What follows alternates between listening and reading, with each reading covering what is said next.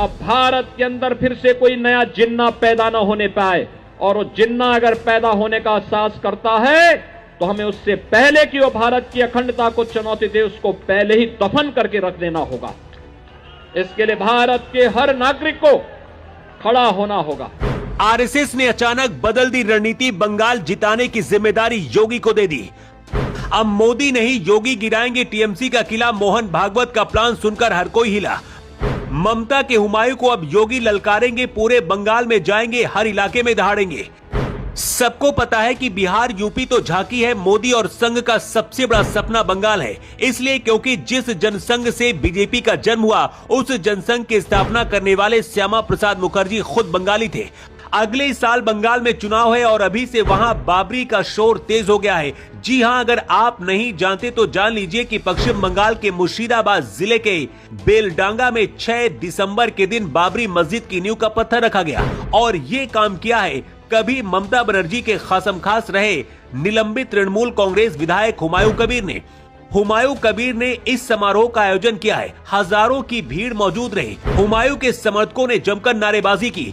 योगी ये सब देख रहे थे और मोहन भागवत भी, लेकिन मोहन भागवत के मन में बंगाल में बीजेपी को जिताने का खाका तो पहले ही तैयार हो चुका था। मोहन भागवत के मास्टर स्ट्रोक का नाम ना तो योगी है ना मोदी है, बल्कि इस बार संघ ने बंगाल जिताने का जिम्मा योगी को सौंपने का मन बना लिया है। योगी आदित्यनाथ ने 2025 बिहार विधानसभा चुनाव के लिए कुल 31 सीटों पर प्रचार किया था और इन 31 सीटों में से नेशनल डेमोक्रेटिक अलायंस यानी कि बीजेपी और जेडीयू को 27 सीटों पर जीत मिली।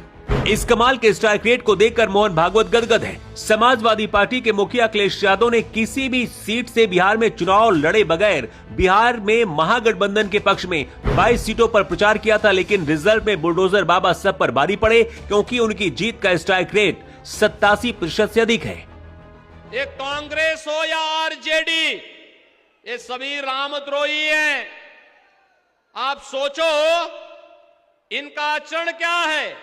अभी परसों ही वंदे मातरम जो भारत का राष्ट्रीय गीत है, राष्ट्रीय गीत के 150 वर्ष हुए हैं और 150 वर्ष पूर्ण होने पर समारोह हो रहा था।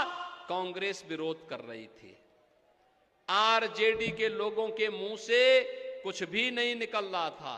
अरे देश का गीत है, भारत माता का गीत है, भारत माता की वंदना है, लेकिन इनको इसमें भी वोट बैंक दिखाई देता है।